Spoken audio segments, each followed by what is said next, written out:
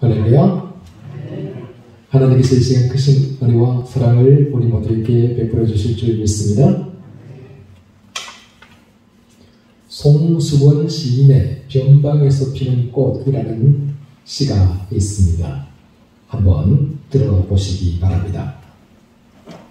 변방에 피는 꽃 송수원, 강원들이 피는 꽃은 저녁 햇살 속에 보아야 은은하고, 산 그늘에 핀 꽃은 아침 노을 속에 보아야 아름답다.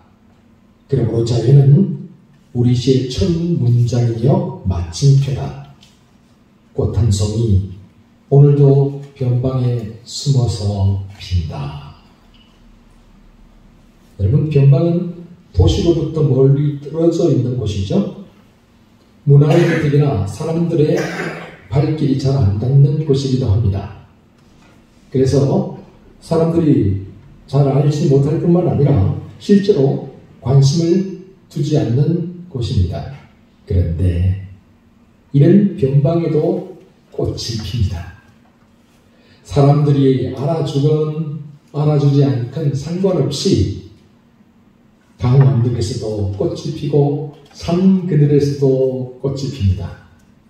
저녁 햇살 속에서 은은하게, 아침 노을 속에서 아름답게 꽃이 핍니다. 변방에도 꽃이 핍니다. 물론 변방에서는 꽃만 피는 게 아니죠. 사실 나라와 나라 사이의 크고 작은 다툼과 전쟁이 시작되는 곳이 바로 이 변방입니다. 평소에는 사람들이 잘 알지도 못하고 관심을 두지 않는 곳이지만, 수도나 도시로부터 좀 멀리 떨어져서 사람들에게 외면을 받고 무시를 당하는 곳이기도 하지만, 바로 이곳에서 전쟁이 일어나게 되면 사람들이 촉각을 곤두세우고 변방에서 들려오는 소식을 기다립니다. 왜냐하면 이곳이 무너지게 되면 도시도 수도도 위협을 받을 수 있기 때문이죠. 이처럼 변방은 생각보다 중요한 곳입니다. 우리가 주목하지 않고 눈여겨보지 않아서 그렇지, 사실 알고 보면 인류 역사에서 위대한 사람들과 위대한 일들이 바로 이 변방에서부터 시작이 되었다라는 사실입니다. 오늘 본문에는 보잘것없는 변방에서 혜성같이 등장한 한 사람이 나옵니다. 그가 바로 저 위대한 엘리야 선지자입니다. 오므리 왕조의 기초를 놓았던 오므리 왕이 12년 동안 북이스라엘을 다스리고 죽었습니다. 그러자 그의 아들이었던 아합이 아버지 오므리의 뒤를 이어서 북이스라엘의 7번째 왕이 되었죠. 아합은 22년 동안 나라를 다스렸습니다. 그러니까 어떤 의미에서 아합이야말로 오므리 왕조의 권세를 떨친 사람이다 라고 말할 수 있습니다.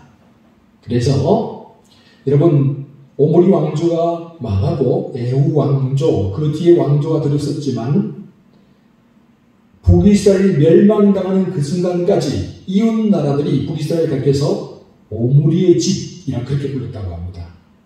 오므리의 위세가, 권세가 얼마나 대단했는가를 우리가 짐작해 볼 수 있는 대목이죠.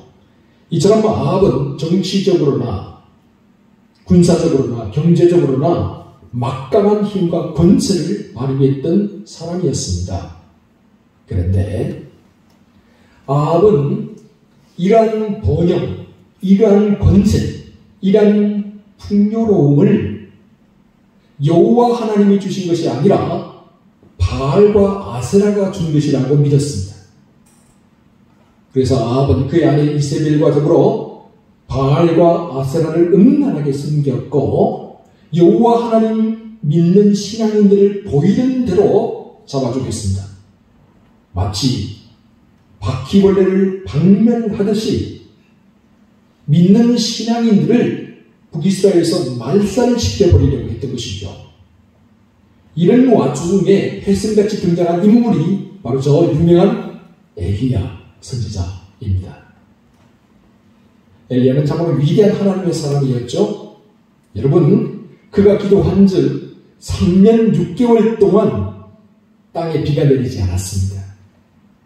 그리고 가뭄과 기근이 한창일 때는 사르밧 과부집으로 갔는데 그가 기도한 즉 사르밧 과부지의 통에 밀가루와 병의 기름이 떨어지지가 않았다라고 성경이 기록하고 있어요. 또한 사르밧 과부의 아들이 죽자 그가 간절히 기도하죠. 그랬더니 죽었던 그 아들이 다시 살아나기도 했습니다. 뿐만 아니라 갈멜산에서 간절히 기도하면서 불이 내려와서 재물을 사르게 만들었고 자기와 대결하던 바알과 아세라 선지자 850명을 처단해버렸죠. 게다가 그가 또 간절히 기도하자 3년 6개월 동안 내리지 않았던 비가 폭우가 되어서 쏟아져 내리기 시작했습니다. 이처럼 성경에 나타나는 엘리야의 모습을 가만히 지켜보고 있으면 참 놀랍다라는 생각이 저절로 듭니다. 그래서 성경학자들은 엘리야와 그의 제자 엘리사 시대를 가리켜서 이스라엘 선지자의 황금 시대라고 그렇게 부르기도 합니다. 오늘 본문은 엘리야가 성경에 처음으로 등장하는 내용을 담고 있습니다. 우리 본문 1절 같이 한번 읽어볼까요? 1절 말씀 시작. 길앗에 오가는 자 중에 디셋 사람 엘리야가 아합에게 말하되 내가 섬기는 이스라엘 하나님 여호와께서 살아계심을 두고 맹세하노니 내 말이 없으면 수년 동안 비도 이슬도 있지 아니하리라 하니라. 아멘. 여러분, 오늘 본문에 나오는 디셋이 어디인지 정확히 아는 사람은 아무도 없습니다. 다만 엘리야가 길앗에 머물렀다라는 말을 토대로 해서 이 디셋이 요단강 동편 지역에 있었을 것이다라고 그렇게 추측을 하고 있죠. 그러나 당시 북이스라엘 중요한 도시들은 요단강 동편이 아니라 요단강 서편에 있었습니다. 베델도, 세겜도, 사마리아도, 무깃도도, 단도 다 요단강 서편 지역에 있었다라는 것이죠. 뿐만 아니죠. 이스라엘 백성들의 대부분도 요단강 동편이 아니라 요단강 서편 지역에 살고 있었습니다. 그러니까 요단강 동편, 길앗, 디셋, 그곳은 한마디로 말하면 변방이나 마찬가지였습니다. 사람들이 주목하지않은 변방에서 저 위대한 엘리야 선지자가 출현한 것이죠. 여러분, 이건 매우 의미심장한 일이라고 할 수 있습니다. 이태리 로마 북쪽 약 310km 정도 떨어진 곳에 자그마한 시골 도시 아시시가 있습니다. 인구 약 25,000명 정도 되는 아시시는 로마나 피렌체에 비하면 정말 작은 도시에 불과하죠. 그럼에도 불구하고 아시시는 이태리에서 가장 유명한 곳 중에 한 곳입니다. 왜냐하면 바로 이곳이 샌프란치스코와 성령 크라라가 탄생한 곳이기 때문입니다. 또한 바로 이곳에 샌프란치스코 기념성당 첫 번째 성당이 세워져 있기 때문입니다. 그래서 이태리를 방문하는 많은 사람들이 로마나 피렌체와 비교하면 변방에 불과한 이 아시시를 찾아가서 많은 안식과 평안과 위로와 힐링을 얻고 돌아온다고 합니다. 마찬가지입니다, 여러분. 유다지파 베들레헴은 작은 시골 마을 변방에 불과했습니다. 그런데 베들레헴 어느 작은 마을간으로 죄인들을 구원하기 위해 예수 그리스도께서 찾아오셨습니다. 그 순간부터 베들레헴은 이제 더 이상 작은 시골 마을 변방이 아니에요. 지금 현재 베들레헴에는 역사상 가장 오래되고 가장 가장 보존이 잘 되어 있는 예수 탄생 기념교회가 세워져 있습니다. 그리고 매년 성탄절이 되면 세계 각지의 수많은 사람들이 베들레헴 예수 탄생 기념교회로 찾아가서 말로도 할 수 없는 위로와 평안, 치유와 감동을 경험하고 돌아옵니다. 사랑하는 성도 여러분, 이처럼 인류의 새로운 역사는 언제나 변방에서부터 시작이 되었다라는 사실이죠. 징기스칸이 원나라를 세우기 전까지 몽골은 아시아의 변방이었습니다. 알렉산더가 헬라 제국을 세우기 전까지 마케도니아는 유럽의 변방이었습니다. 엘리야 선지자가 등장하기 전까지 디셉이라는 작은 시골 마을은 알려지지도 않는 그런 변방이었습니다. 그러나 바로 이 변방에서부터 새로운 사람들이 나왔고 새로운 일들이 발생했으며 마침내는 세계 역사의 물줄기를 바꾸어 놓았다라는 사실이죠. 사랑하는 성도 여러분, 어떤 의미에서 우리 양동은 변방이라고 할 수 있습니다. 양평군의 동쪽 끝에 위치하고 있다라고 해서 그 이름이 양동이지 않습니까? 경기도의 끝자락과 강원도의 첫머리가 만나는 변방지역. 그래서 사람들로부터 소외를 당하기도 쉽고 무시를 당하기도 쉬운 곳이 바로 양동입니다.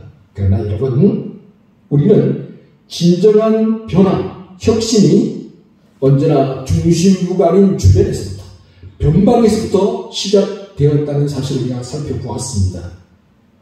이제 우리 양동교회가 이런 변화와 새로운 물줄기를 만들어가는 그런 교회가 되었으면 좋겠습니다. 많은 사람들에게 위로와 평안을 주는 교회, 믿음이, 말씀이 살아있고 성령이 충만한 교회, 그래서 치유와 감동이 있는 교회, 우리 양동교회가 그런 교회가 되었으면 좋겠습니다. 참으로 어두워지는 이 세상에 한 줄기 빛을 비춰주는 교회, 한국교회의 새로운 변화와 기대와 소망을 심어주는 교회, 우리 양동교회가 그런 교회가 될 수 있기를 주의 이름으로 축원합니다. 이처럼 북이스라엘이 아합과 이세벨로 말미암아서 바알과 아세라의 우상숭배의 본거지가 되어 버렸습니다. 그때 요단강 동편 지역 변방에서부터 엘리야 선지자가 나타났습니다. 그리고 엘리야가 사마리아로 와서 아합에게 이렇게 선포했죠. 내가 섬기는 이스라엘 하나님 여호와께서 살아계심을 두고 맹세하노니 내 말이 없으면 비도 이슬도 내리지 아니하리라. 여러분, 엘리야가 이렇게 가뭄을 선포하는 것은 즉흥적인 자기 생각이나 아니면 아합에 대한 분노 때문에 그렇게 한 게 아니었어요. 그는 참으로 오랜 시간 이스라엘의 영적인 형편을 살펴보면서 깊이 기도하던 사람이었습니다. 그리고 그 기도에 대한 응답으로 하나님께서 엘리야에게 가뭄 선포를 허락하셨던 것이죠. 이 가뭄 선포를 들고 엘리야가 아합을 찾아갔습니다. 신약성경 야고보서 5장 17절은 그래서 이렇게 말하고 있습니다. 엘리야는 우리와 성전이 같은 사람이로되 그가 비가 오지 않기를 간절히 기도한 적 3년 6개월 동안 땅에 비가 오지 아니하고. 야고보는 말합니다. 엘리야가 간절히 기도했다. 그렇습니다. 엘리야, 그는 하나님이 응답하실 때까지 포기하지 않고 간절히 기도할 줄 아는 사람이었습니다. 그래서일까요? 성경을 살펴보면 엘리야와 관련된 모든 사건들이 기도와 연결이 되어 있다는 것을 알 수가 있습니다. 이처럼 엘리야는 그 어떤 순간에도 항상 기도하는 기도의 사람이었습니다. 기도의 사람의 엘리야가 아합을 향해서 담대하게 선포했던 것이죠. 그러나 당시 아합은 하나님을 두려워하지 않는 사람이었어요. 바알과 아세라를 섬기는 사람이었어요. 그런데 엘리야가 찾아와서 하나님의 이름으로 선포하니 그 말이 귀에 들렸겠습니까? 아합은 북이스라엘 현재 누리는 모든 번영, 모든 풍요, 이 모든 것들이 바알과 아세라 득군이라고 믿는 사람이었어요. 이런 상황에서 엘리야가 아합과 정면 대결을 선포했던 것입니다. 그는 여호와 하나님의 이름으로 아합에게 간음을 선포하여 바알과 아세라가 농사와 비를 주관하는 것이 아니라 바알과 아세라는 단지 사람의 손으로 만든 우상에 불과할 뿐이고 오직 여호와 하나님만이 살아서 우리의 생사 화복을 주관하는 분이라는 사실을 선포했던 것입니다. 그러나 여러분, 이것이 쉬운 일이었겠습니까? 결코 쉽지 않은 일이었습니다. 여러분, 이건 목숨을 건 행동이었습니다. 지금까지 아합과 이세벨이 여호와 하나님을 믿는 사람들을 보기만 하면 잡아 죽였잖아요. 그런데 엘리야가 자청해서 아합 앞으로 가더니 하나님의 이름으로 간음을 선포한다고요? 여러분, 목숨을 걸지 않았으면 불가능한 일입니다. 이처럼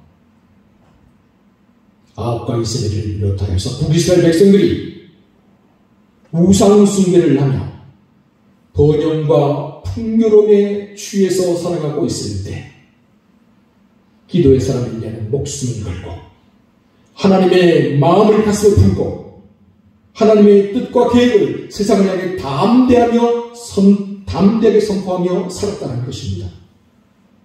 세상 사람들을 말합니다. 평안하다. 지금 이대로 괜찮다. 그러나 기도의 사람 엘리야는 말합니다. 회개해야 합니다. 하나님께로 돌아가야 합니다. 더 늦기 전에 하나님의 자비와 긍휼을 구해야 합니다. 사랑하는 성도 여러분, 지금 현재 우리는 코로나19 사태로 인해 너나 할 것 없이 힘들고 어려운 시기를 보내고 있습니다. 그래서 많은 사람들이 못 살겠다고 아우성을 칩니다. 경제가 무너지고 가게와 일터가 점점 힘들어지고 그 여파로 가정이 파탄이 나는 일들이 참 많아지고 있습니다. 이런 소식을 들을 때마다 얼마나 안타까운지 얼마나 마음이 아픈지 모릅니다. 그럼에도 불구하고 여러분, 우리가 조금만 더 깊이 생각해 본다면 우리나라가 세계 역사에서 지금처럼 막강한 영향력을 끼칠 때가 있었던가요? 우리나라가 역사상 이처럼 번영과 풍요를 누릴 때가 있었던가요? 우리나라의 위상과 국격이 날로 크게 향상되고 있습니다. 그래서 심지어 세계의 많은 나라 사람들이 코로나19 사태가 끝나고 나면 가장 먼저 여행을 하고 싶은 나라로 우리나라를 첫 손가락에 꼽고 있다고 합니다. 코로나로 힘들고 어려운 시기임에는 틀림없지만 그러나 지금 현재 우리는 역사상 그 어느 때보다 편안하게 먹고 살고 있습니다. 그런데 참으로 안타까운 것은 이렇게 편안하게 먹고 살만해지니까 신앙이 점점 뒷전으로 밀려나고 있습니다. 교회를 등지는 사람들이 점점 많아지고 있다는 소식을 전해 듣습니다.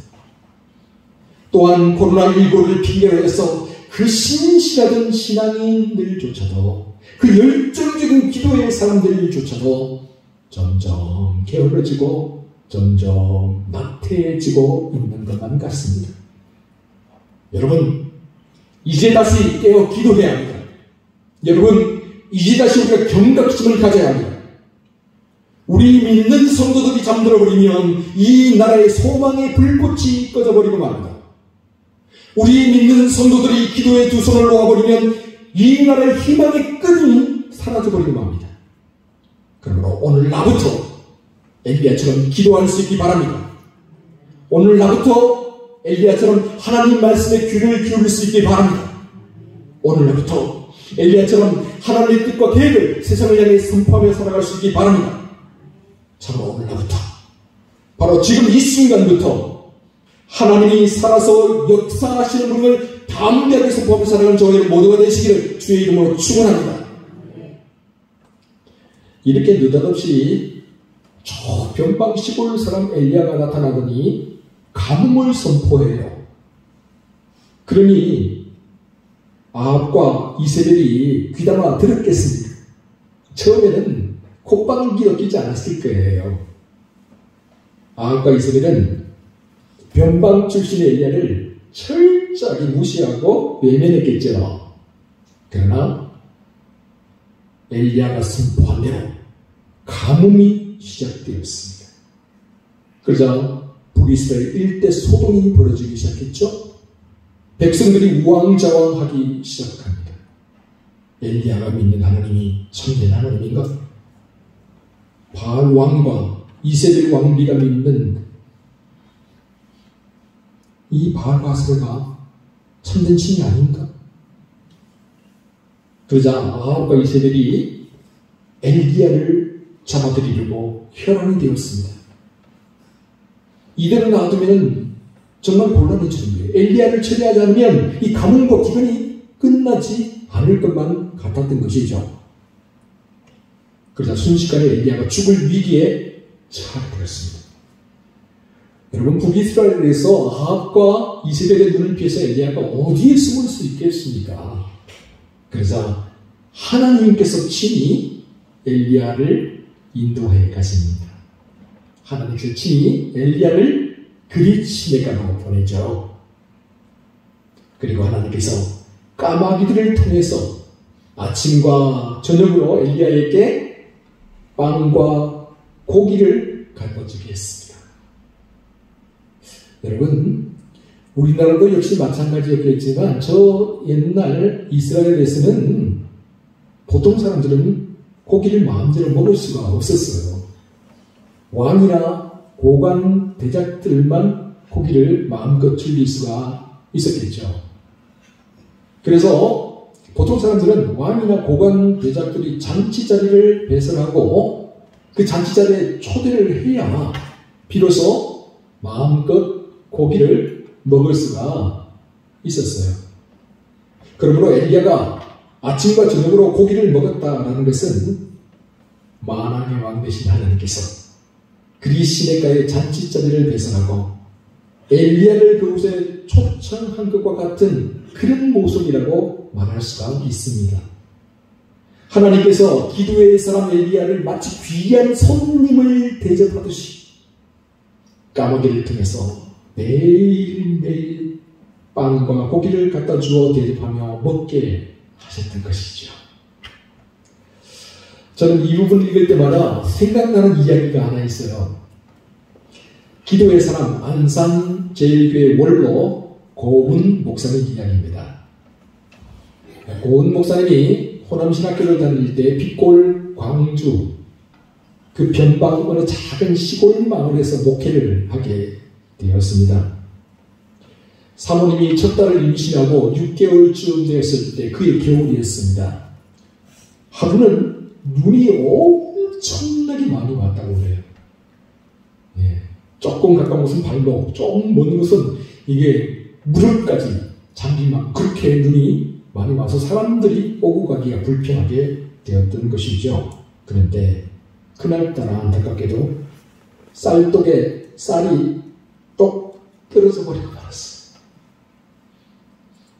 눈이 너무 많이 와서 쌀을 어디 뿌러 갈 수가 없는 그런 처지가 되어버렸네요. 추운 겨울 저녁 목사님과 사모님은 두 손을 마주잡고 기도했습니다. 주님은 우리를 위해 40일 금식 기도도 하셨는데 그깟 한 끼 금식이 뭐 그리 대단하다고 그렇게 기도하고 목사님과 사모님이 의기투합하여 막 잠을 자려고 잠자리에 누웠는데 밤 11시경 바깥에서 눈을 밟고 다가오는 소리가 들리더니 누군가 마루에 무언가를 놓고 가는 거예요. 목사님 나가봤더니 사람은 온데 간데 흔적도 없고 땔감으로 쓸 나무 한 꾸러미와 쌀 한 자루가 떡하니 놓여있네요. 자정이 가까운 시간, 김이 모락모락 나는 그 밥상을 차려놓고 목사님과 사모님 둘이서 기도를 하는데 이 밥이 목구멍으로 넘어가지 않고 거의 눈물만 계속 흘러나오는 거예요. 밥을 먹으려다 문득 주기도문이 생각났던 거죠. 오늘도 우리에게 일용할 양식을 주시고 양식을 주신 하나님 감사합니다. 엘리야에게 까마귀를 보내신 하나님께서 고운 목사님에게도 까마귀를 보내주셨습니다.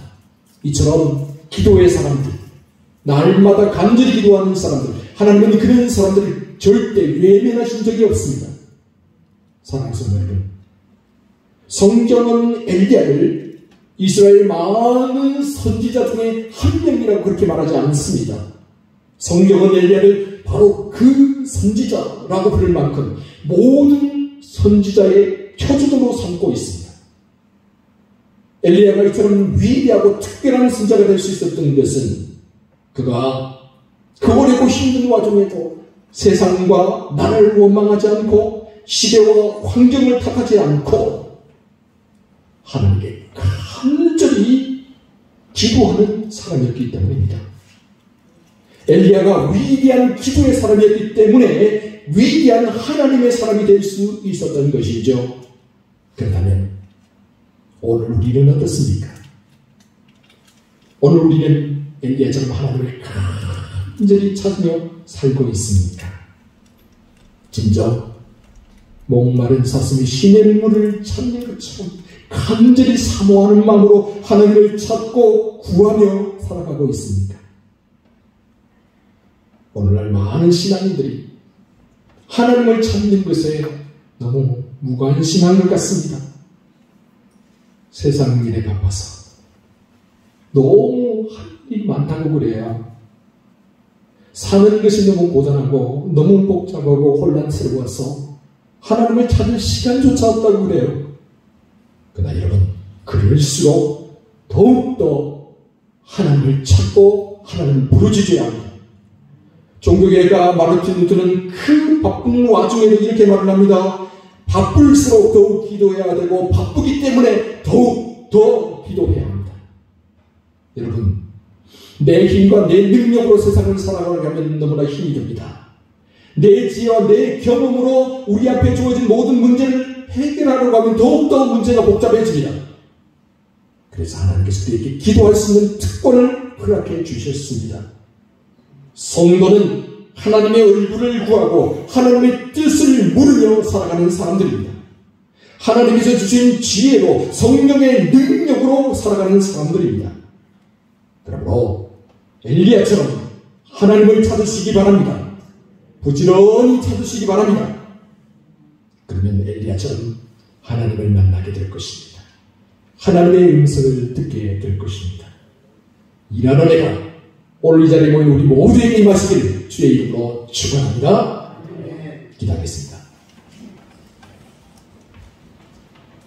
사랑하는 주님, 변방이어도 좋습니다.